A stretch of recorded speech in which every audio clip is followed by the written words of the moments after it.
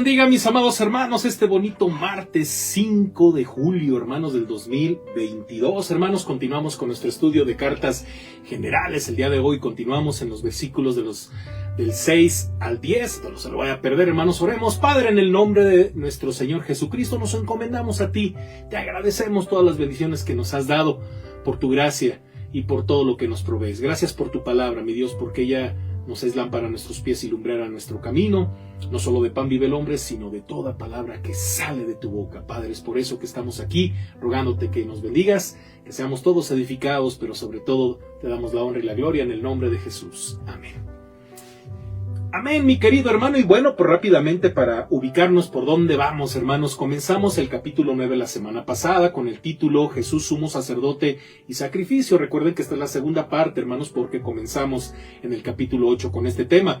Y bueno, esta es la segunda parte, hermanos, y él es el inciso D, el santuario terrenal. La semana pasada y hace 15 días estuvimos estudiando el punto número 1, el primer pacto y el tabernáculo, versículos del 1 al 5. El día de hoy, hermanos, vamos a estudiar el punto número 2, que se llama el sumo sacerdote y el lugar santísimo, versículos del 6 al 10. Todo esto, hermanos, es para prepararnos y entrar, hermanos, al nuevo pacto, porque estamos repasando en qué consistía el pacto anterior.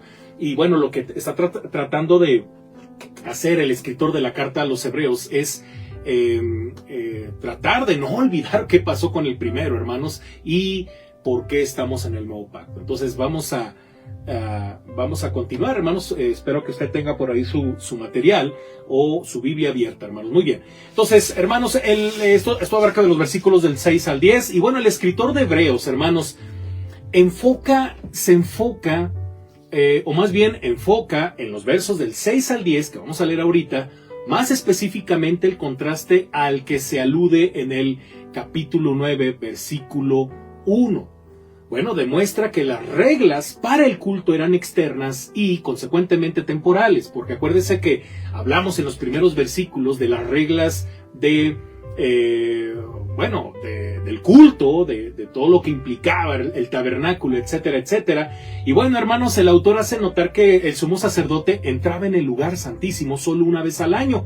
Los sacerdotes no tenían acceso al santuario interior. Como representantes del pueblo, hermanos, los sacerdotes y los sumos sacerdotes afrontaban limitaciones. Entonces vamos a leer los versos del 6 al 7 para empezar.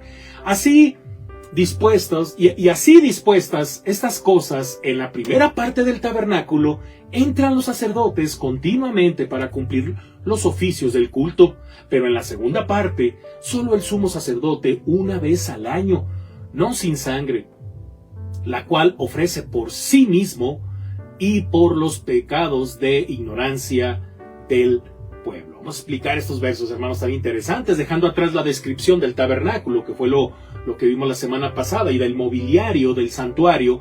El escritor pasa a una explicación de los deberes de los sacerdotes y del sumo sacerdote. Él hace notar, hermanos, que los sacerdotes entraban regularmente al compartimento exterior para desempeñar su ministerio. El Antiguo Testamento, hermanos, enseña cuáles eran estos deberes. Bueno, quemar incienso cada mañana y cada noche. Éxodo 30, del 7 al 8. Atender las lámparas del candelabro desde el atardecer hasta la mañana. Versículo 21 de Éxodo 27. Y reemplazar los 12 panes de la mesa cada sábado, según el libro de Levítico 24, del 8 al 9. Y bueno, hermanos, el Nuevo Testamento enseña que, según una costumbre de esa época, los sacerdotes eran escogidos por suertes para entrar en el templo y quemar incienso. Acuérdense que Lucas hace referencia de este oficio, hermanos, en el nacimiento de Juan el Bautista, refiriéndose a Zacarías su padre, Lucas 1, versículo 9. Sin embargo, hermanos, debido a que los sacerdotes no les estaba permitido ir más allá del lugar santo, ellos no tenían acceso a Dios. Ese privilegio le era otorgado al sumo sacerdote. Pero aún, hermanos, él encontraba restricciones para acercarse a Dios. En primer lugar, hermanos, entre todo el pueblo de Israel, solo él estaba designado para entrar ante la presencia de Dios.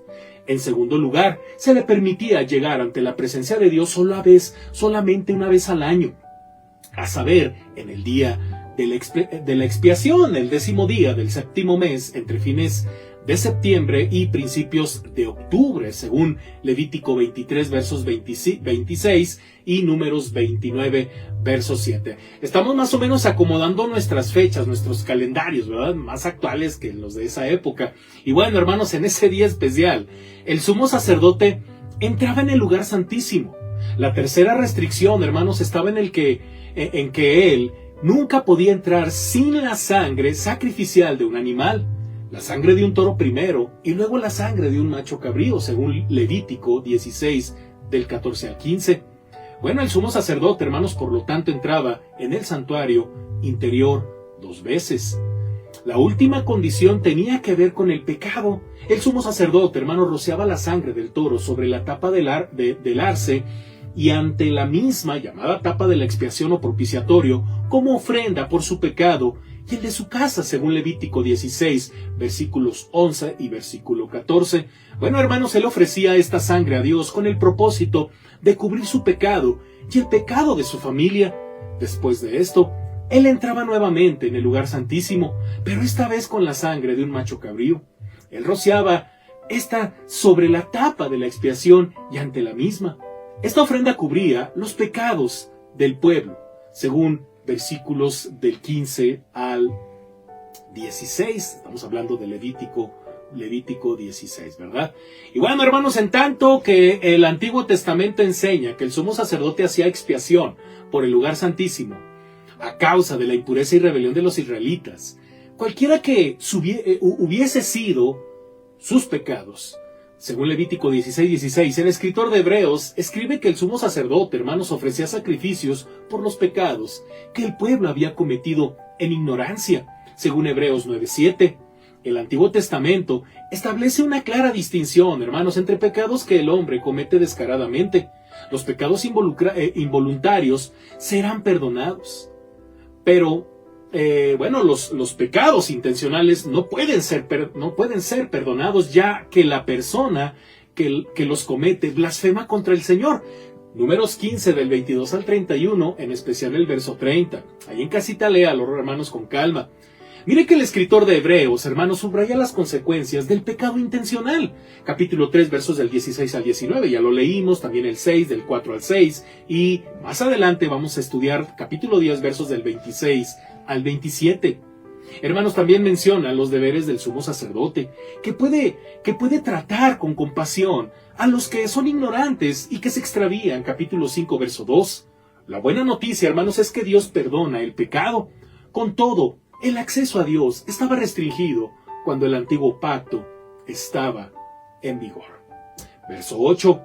Dando el Espíritu Santo a entender con esto que aún no se había manifestado el camino al lugar santísimo, entre tanto que la primera parte del tabernáculo estuviese en pie. Este es un texto maravilloso, hermanos. Miren que el alto concepto que el escritor tiene de la Escritura, hermanos, se expresa una vez más. En el capítulo 3, verso 7, hermanos, el escritor introdujo al Espíritu Santo, como aquel que decía la cita del Salmo. ¿Recuerda usted, hermanos? El Espíritu habla e interpreta la palabra de Dios. Él revela el significado de la palabra, según Juan 14:26 y 15:26, y guía al creyente en la verdad. El Espíritu Santo, querido hermano, da evidencias de que Él está ocupado en la obra de redención. Notemos dos cosas, hermanos. Inciso A, el camino a la presencia de Dios no estaba todavía abierto durante el tiempo del antiguo pacto. Bueno, eso significa, hermanos, que la gente no tenía autorización para entrar en el tabernáculo. Solo los sacerdotes entraban en el santuario exterior para cumplir sus deberes. Sin embargo, a los sacerdotes se les prohibía aparecer ante Dios en el santuario interior. Solo el sumo sacerdote, como representante del pueblo y de los sacerdotes, podía entrar en el lugar santísimo una vez al año. Fuera de esta única excepción, hermanos, Dios se había separado eficazmente del hombre. Un velo impedía el camino hacia Dios. Inciso B. El Espíritu Santo indicó que el camino hacia el lugar santísimo no había sido abierto hasta la llegada de Jesús.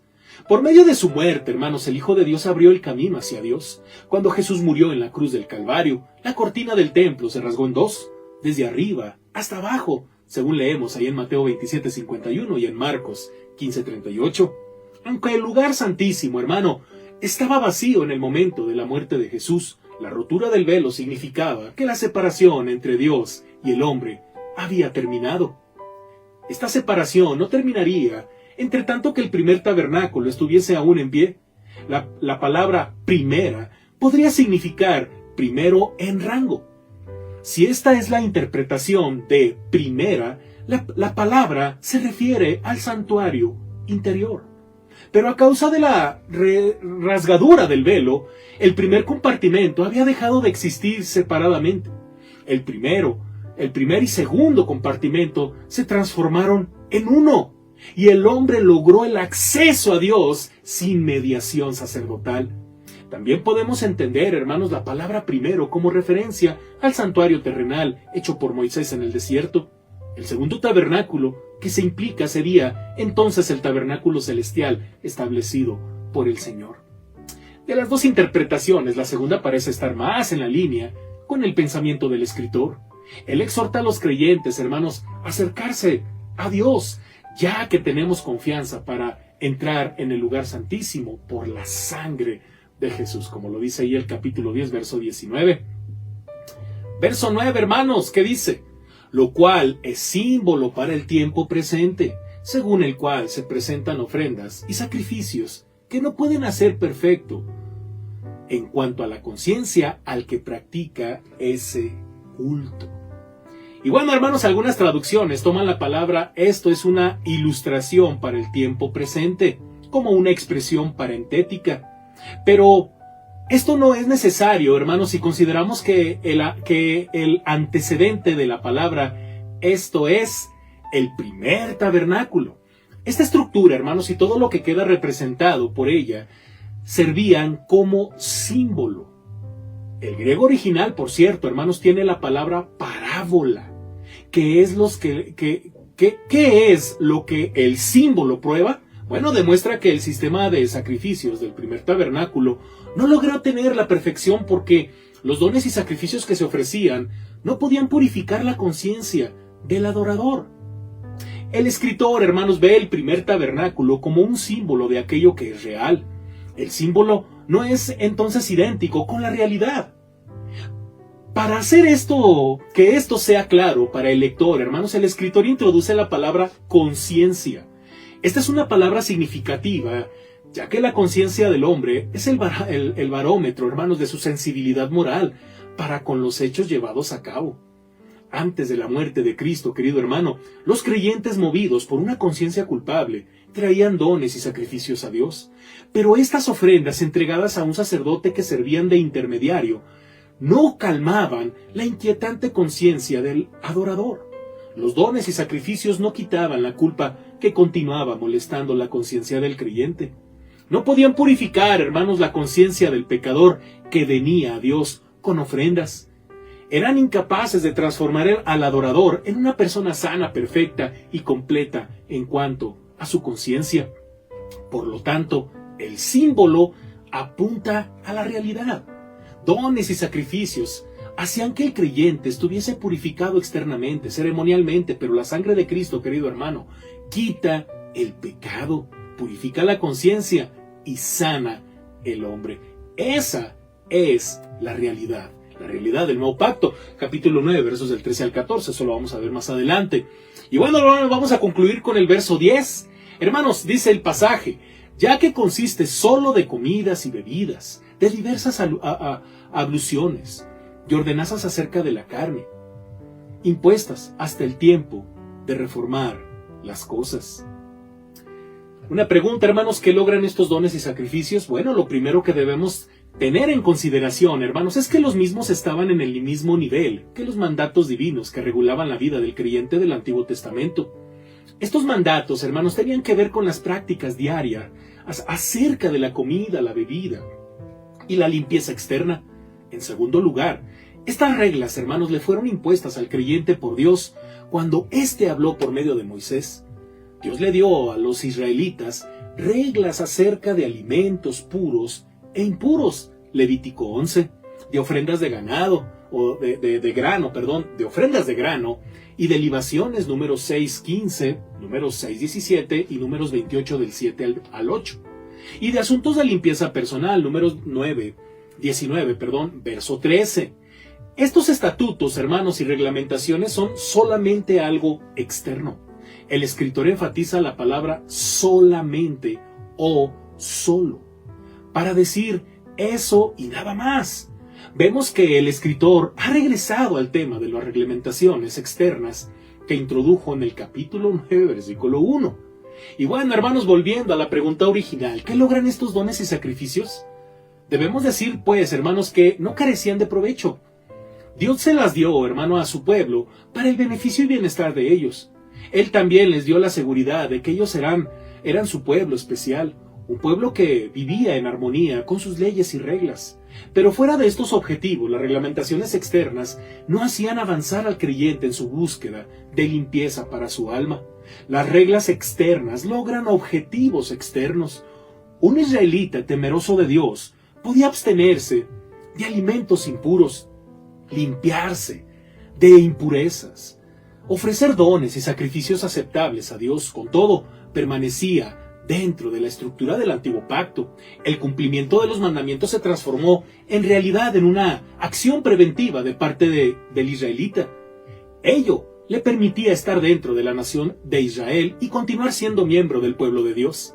Pero las reglamentaciones y estatus externos no estaban hechos para purificar la conciencia del creyente y renovarlo espiritualmente. En los versículos 9 y 10, el escritor emplea la palabra tiempo para el tiempo presente y hasta que llegue el tiempo del nuevo orden. Ambos versículos transmiten la idea de un periodo limitado. El primer uso de la palabra se refiere al tiempo en que vemos el primer tabernáculo como un símbolo de la realidad. El segundo se relaciona con la venida de la era mesiánica en la que prevalecerá el nuevo orden. Quiero comentarte algo para finalizar, querido hermano, porque esto es muy importante y ya nos vamos a meter, hermanos, con el tema del primer pacto y todo esto del sacrificio de Cristo.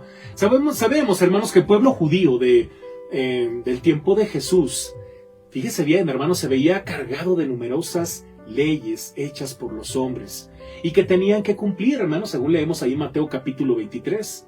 Recordamos, por ejemplo, que cierto día de reposo, hermanos, los discípulos de Jesús recogieron espigas, las restregaron entre las manos y las comieron.